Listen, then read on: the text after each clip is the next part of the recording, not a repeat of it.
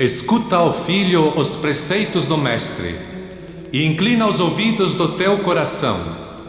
Acolhe de boa vontade os conselhos de um pai que te quer bem e coloca-os em prática com fidelidade.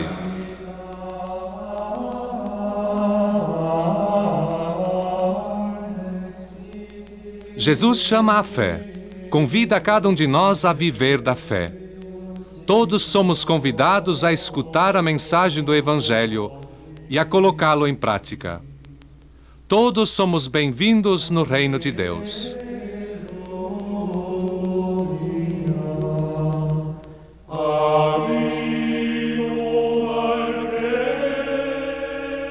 Alguns foram chamados por Jesus para serem seus discípulos de uma maneira particular. Para segui-lo, deixaram definitivamente casa, família e trabalho. Este foi o chamado dos apóstolos, com os quais Jesus condividiu a sua vida pública e enviou a anunciar o Evangelho e a batizar.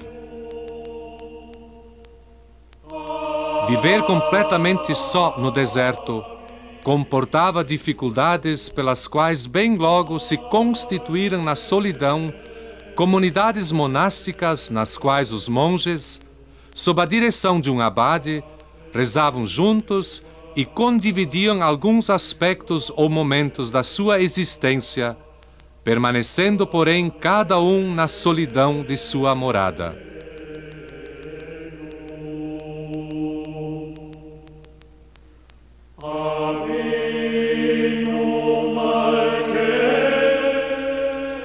A cristianização da Europa deu lugar também no Ocidente às primeiras fundações de mosteiros, que se tornaram centros de missão. Foram os próprios monges e monjas a anunciar o Evangelho na Europa e a levar aos pagãos a fé em Jesus Cristo.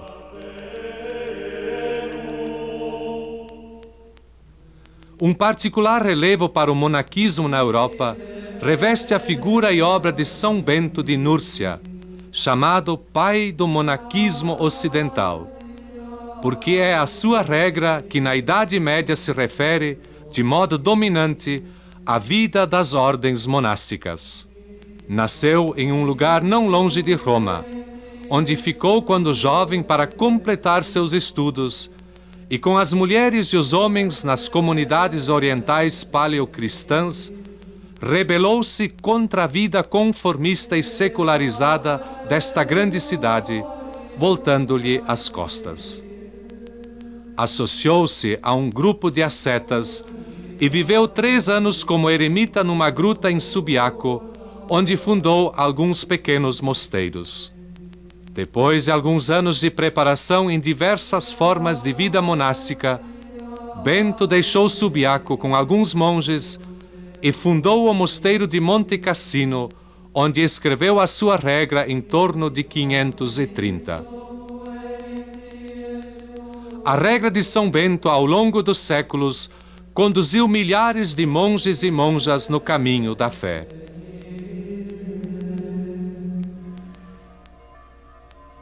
Opere Dei nihil preponatur.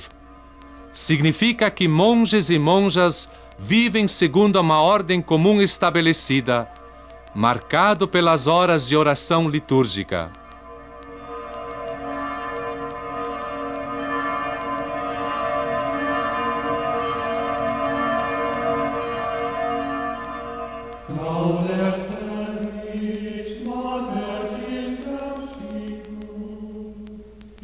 Há 9 séculos, 21 de março de 1098, início da primavera e festa de São Bento, que naquele ano também era domingo de Ramos, um pequeno grupo de monges deixou o mosteiro de Molesme para fundar na Borgonha francesa, a sul de Dijon, uma nova possessão monástica, que foi chamado Novo Mosteiro. Mais tarde ele tomou o nome de Citeaux, do nome da localidade, em latim Cistercium. Os cistercienses são beneditinos, sob todos os aspectos, porque os monges fundadores de Citeaux puseram a regra de Bento no centro de sua vida monástica.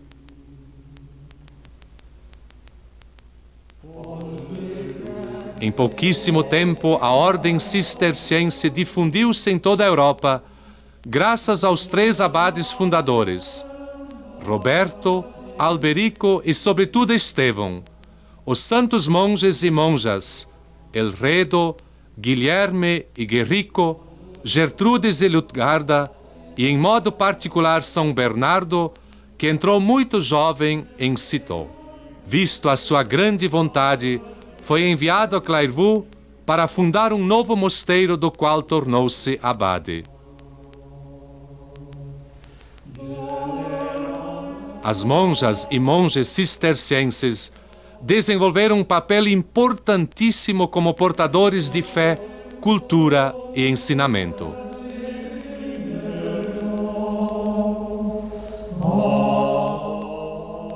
Depois de tempos de desenvolvimento e de decadência, hoje a ordem cisterciense ainda vive no espírito dos fundadores. Compõe-se de 13 congregações monásticas autônomas que reagrupam cerca de 2.000 monges e monjas em 145 mosteiros presentes em 4 continentes: Europa, Ásia, África e América.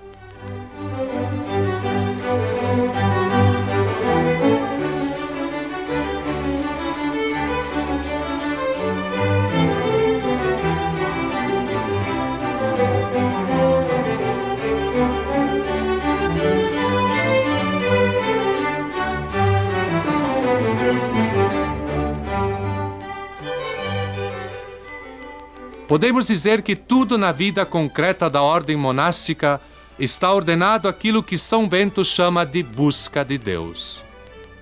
A jornada monástica é dividida entre liturgia, trabalho, uma reunião comunitária chamada capítulo, a Lectio Divina, ou estudo que ocupa o resto do tempo.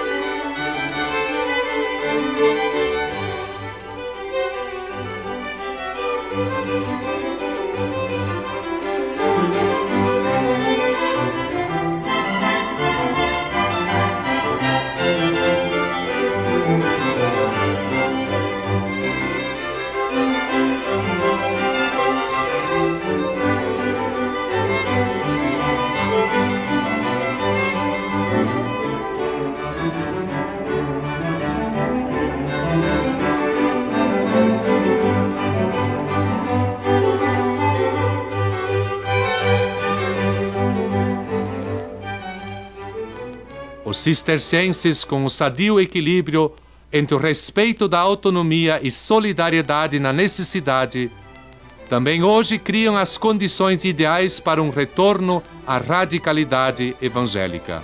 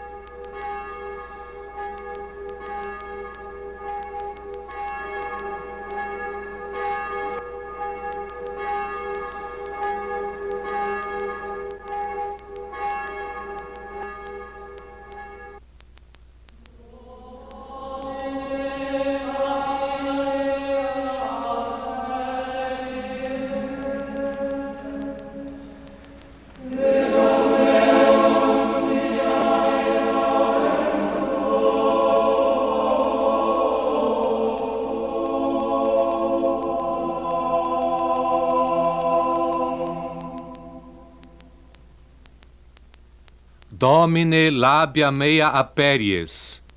Senhor, abri os meus lábios. São as primeiras palavras da jornada monástica depois do silêncio noturno. Temos necessidade de calar para poder estar sempre prontos ao diálogo com Deus, ao conhecimento de nós mesmos e à escuta. O silêncio noturno é observado com particular atenção em nossas comunidades. Falar e calar no momento certo é verdadeiramente um sinal de autêntica fraternidade.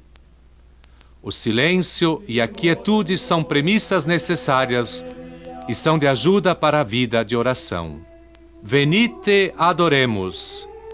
Vinde, adoremos o Senhor. Este canto é um convite, um chamar os monges e monjas a louvar a Deus. Odie, si voce mea auderitis. Se hoje escutares a minha voz, ausculta, escuta. Esta é a primeira palavra da regra. Monges e monjas são discípulos. Falar e ensinar convém ao mestre. Silenciar e escutar, porém, convém ao discípulo. É retíssima norma, norma segura de conduta para a nossa vida. Nós escutamos a palavra de Deus. Esta palavra de salvação nos dá ajuda e segurança. Nas vigílias, na liturgia das horas noturnas, cantamos salmos e escutamos as leituras. No mosteiro percorremos os caminhos do Senhor, seguindo aos seus passos, sob a guia do Evangelho.